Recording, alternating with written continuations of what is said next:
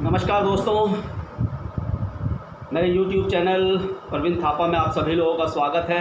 लगातार कोटद्वार और अपने गढ़वाल की हम बात करते हैं इस चैनल के माध्यम से, तो प्लीज़ मेरे चैनल को आप ज़्यादा से ज़्यादा सब्सक्राइब कीजिए, क्योंकि इस प्रकार के वीडियोस आपको लगातार मिलते रहेंगे। और आज बात करने के लिए हमारे साथ हैं महावीर सिंह रमन जी, बड़े भाई हमारे वरिष्ठ पत्रकार और गढ़ आवाज़ पोर्टल चैनल आपके आप संपादक हैं। आप सभी को कहूँगा कि प्लीज़ इनका चैनल भी गढ़ आवाज़, अगर यूट्यूब में आप जाएंगे गढ़ आवाज़ को आप सर्च करेंगे तो इनका चैनल आ जाएगा, उसको भी आप ज़्यादा से ज़्यादा सब्सक्राइब कीजिए, क्योंकि भाई साहब भी लगातार बात करते हैं और अच्छी से अच्छी खबरें आप लोगों को देने का प्रयास ये लगातार करते हैं। सर बहुत बहुत स्वागत है आपका। धन्यवाद थापा जी। तो दोस्तों आज हम बात करेंगे, लगातार कोटद्वार की बात करते हैं और 2022 के विधानसभा चुनाव बिल्कुल नज़दीक है। क्या कुछ चुनाव के बारे में हमारे बड़े भाई का कहना है, इनसे ही जानेंगे। सर 2022 के चुनाव हैं, क्या कुछ कहेंगे आप? हाँ थापा जी, बिल्कुल 2022 में चुनाव तो है ही। अब मेन बात ये होगी कि चुनाव तो है, लेकिन कैंडिडेट कौन होंगे।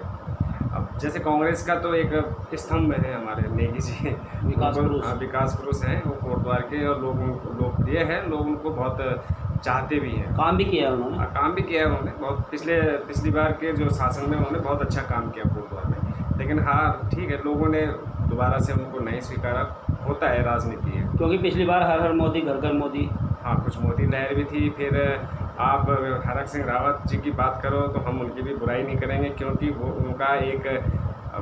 उनके पास एक ऐसा जादू है कि वो जिस भी विधानसभा में जाते हैं वहीं से जीत के आते हैं। आज तक उनका रिकॉर्ड है, तो उनका भी ठीक है। लेकिन उनका जादू क्या करना है जब उन्होंने यहाँ कुछ काम ही नहीं किया। ऐसा है, ठीक है, ये बात बिल्कुल सही है। वाकई जो उनके मैनिफेस्टो में था अभी तक उनमें से कोई भी एक काम धरातल पर नहीं हुआ, ये भी सच्चाई है। तो लोग तो आपके काम पे ही आपको आंकते हैं ना। बिल्कुल बिल्कुल, अगर आपका काम है तो दोबारा से, वैसे कोटद्वार की राजनीति, कोटद्वार की जनता का जो एक मंशा होती है वो 5 साल बीजेपी और 5 साल कांग्रेस को, उनका एक पता नहीं ये कौन सा जो सूत्र है जिस वजह से जो है कि कोटद्वार की जनता जो है सिटिंग विधायक और ईमानदार नेता अपने पूर्व मुख्यमंत्री भुवनचंद खंडूड़ी जी को तक जो है कि कोटद्वार के लोगों ने जो है नहीं सराहा, नहीं उन्होंने हाथ लिया उनको। नहीं, कोटद्वार की जनता ये देखती है कि यार अब इस बंदे ने काम नहीं किया, तो फिर अब अगली बार दूसरे को देखती है। फिर अब वो जनता कर क्या सकती है, जनता एक वोट के आधार पर ही, लेकिन कोई व्यक्ति काम नहीं करता फिर वो किसी प्रकार से होता है। नहीं तो सुरेंद्र सिंह नेगी जी ने 5 साल बहुत अच्छा काम किया। जनता को ये होना चाहिए, मेरा अपना एक सोच ये है कि अगर आप किसी को आप मोदी जी को लगातार 10 साल दे दिए, वो लगे हुए कार्य करने पे, देश हित में वो कर रहे हैं, ऐसी इसमें कोई डाउट नहीं। मैं बीजेपी की बात नहीं करता, मैं एक पर्टिकुलर एक कोटद्वार की व्यक्ति की बात कर रहा हूँ। उसी तरह अगर कोटद्वार में सुरेंद्र सिंह नेगी जी को लगातार 10 वर्ष का समय दिया जाता तो जितने काम रुके हुए थे वो भी पूरे हो जाते। अब होता क्या है कि एक पार्टी जाती है, दूसरी आती है, पुराने सारे जो स्वीकृत कार्य होते हैं वो अधर में लटके रहते हैं। ये जनता को जरूर सोचना चाहिए। मोदी लहर में शायद उनको बहा दिया गया है। बिल्कुल बिल्कुल, क्योंकि जिस प्रकार से काम किए थे उसके अकॉर्डिंग तो नेगी जी की सीट पक्की थी, लेकिन मोदी लहर में वो जीत गए। और जिस प्रकार से बीजेपी ने एक वो कंट्रोवर्सी की थी कि भगवंत ग्लोबल यूनिवर्सिटी को मस्जिद करा, उस समय हिंदूवादी लहर भी चल रही थी, और फिर ये मस्जिद तो कोटद्वार में कहीं ना कहीं नेगी जी को ये एक डैमेज का कारण रहा। और क्योंकि ये राजनीति है, राजनीति में तो साम दाम दंड भेद, आप भी जानते हैं इस बात को, सब जानते हैं, सारे फंडे अजमाए जाते हैं। तो अब इस बार क्या लग रहा है, इस बार किसके चांस ज़्यादा लग रहा है? देखिए, जिस हिसाब से हम पिछले 20 वर्षों का रिकॉर्ड देखें तो नेगी जी का आना तय है उस हिसाब से, क्योंकि वो उनका हमेशा एक हो रहा है कि 5 साल वो बैठे रहते हैं, 5 साल वो सत्ता में। लेकिन मैं ये देखता हूँ कि जिस प्रकार से बीजेपी का प्रचार प्रसार होता है, चाहे social media, print media, electronic media में जिस प्रकार से वो छाए रहते हैं, उस प्रकार से कांग्रेस बहुत पीछे लगती है मुझे। कांग्रेस का तो पूरे देश में ही कहीं आधार बहुत एक सोचनीय विषय है कि पूरे देश में कभी आ पाए।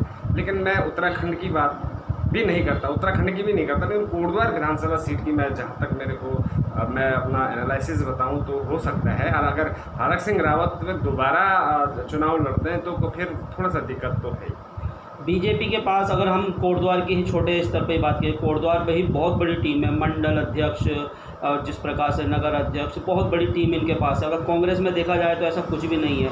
अभी नेगी जी को कोरोना हो गया था, 2-2.5 महीने वो अपने घर में थे, तो कांग्रेस का कहीं कोई वजूद दिख नहीं रहा था। इस पर क्या कहोगे? बिल्कुल सही बात है। अगर आपका मेन चेहरा या मेन लीडर अगर किन्हीं कारणोंवश जनता के बीच नहीं आ पाता है तो ये फर्ज बनता है, दायित्व बनता है नीचे संगठन के कार्यकर्ताओं का या पदाधिकारियों का कि वो अपने आप को बनाए रखने। आज की डेट पे ये बहुत ज़रूरी है कि अगर आपको जनता के बीच रहना तो आपको रोज़ कुछ ना कुछ जो है एक्टिविटीज़ में दिखना चाहिए, आना चाहिए। ये बहुत ही बड़ी कमी है।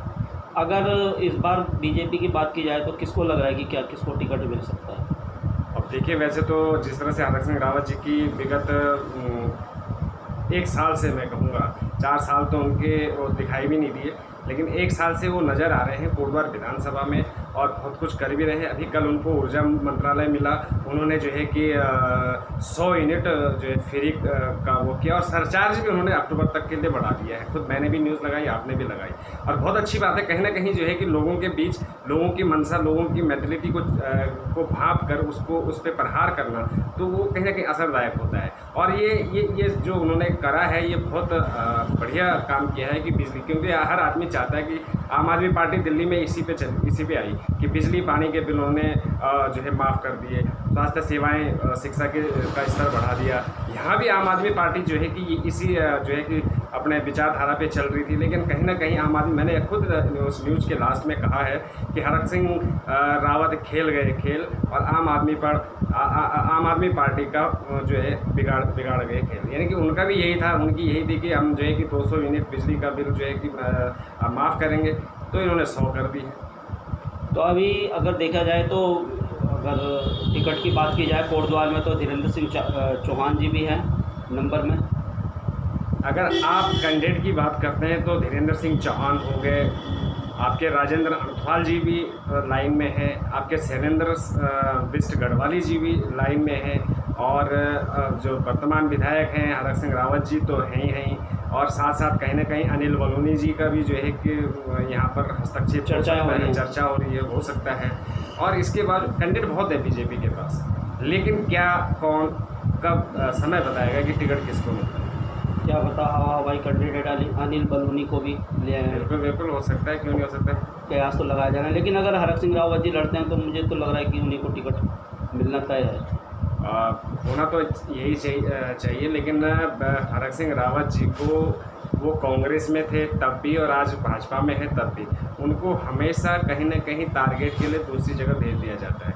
विधानसभा 5 साल वो एक जगह रहते हैं, उसके बाद 5 साल अगली जगह रहते हैं, क्योंकि उनका रिकॉर्ड, मैंने पहले ही कहा कि वो हमेशा से चुनाव लड़ने के और जीत दर्ज करने में उनको महारत हासिल है। अच्छा, फिर धीरेन्द्र सिंह चौहान जी का क्या होगा? धीरेन्द्र सिंह चौहान जी का मैं समझता हूँ कि वो एक बार निष्कासित हुए थे।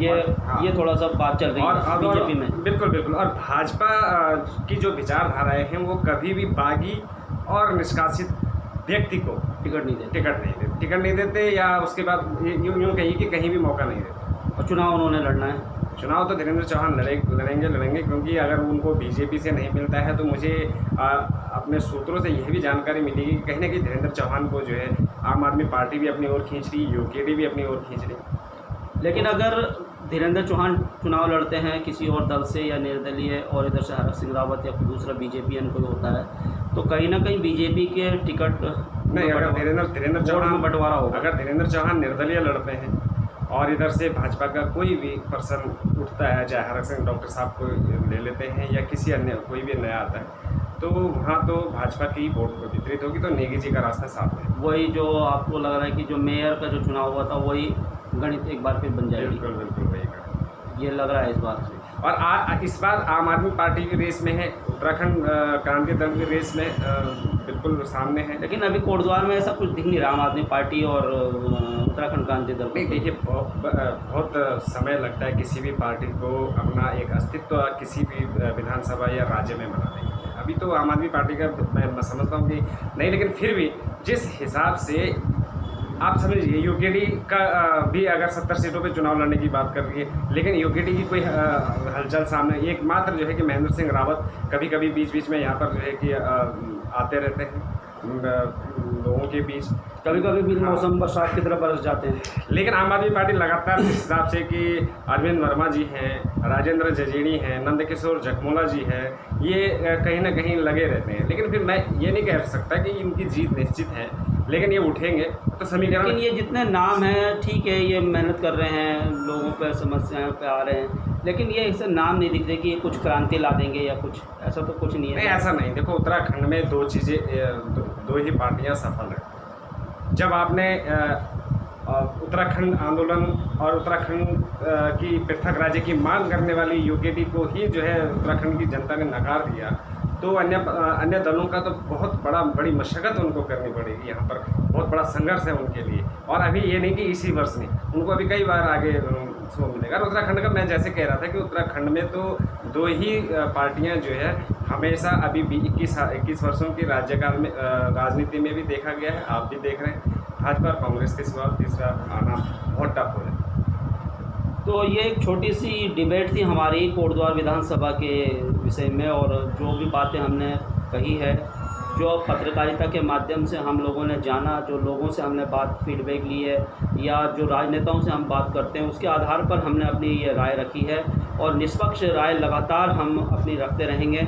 2022 के जो विधानसभा चुनाव जब तक नहीं हो जाते, जब तक कैंडिडेट जीत नहीं जाते, जिसकी सरकार नहीं बन जाती, हम भी इसी प्रकार से अपनी राय लगातार रखते रहेंगे। तो आपको बस यही करना है कि आपको इस प्रकार की डिबेट, और भी लोगों से हम डिबेट करेंगे, और भी लोगों से बात करेंगे। अब बस आपने यही करना है कि परवीन थापा के यूट्यूब चैनल को आपने सब्सक्राइब करना है, साथ ही साथ गढ़ आवाज़ पोर्टल को भी आपने यूट्यूब में सब्सक्राइब करना है, क्योंकि महावीर अग्रवाल जी हमारे बड़े भाई भी बहुत मेहनत से कार्य कर रहे हैं, और मेहनत को आप लोगों ने कभी भी जाया नहीं जाने देना है। कि जो भी व्यक्ति मेहनत कर रहा है उसको अप्रिशिएट करना है, और अब सिर्फ आपने एक सब्सक्राइब का बटन दबाना है और चैनल को सब्सक्राइब करना है। आपसे इतना सहयोग हमें चाहिए, और लगातार निरंतर हम अपने चैनल के माध्यम से आपको इस प्रकार के जो इशू पे बातें हैं, डिबेट भी आपको समस्याओं पे बात करते हैं, इस प्रकार के जो भी इशू होंगे हम आपके सामने लेकर आते रहेंगे।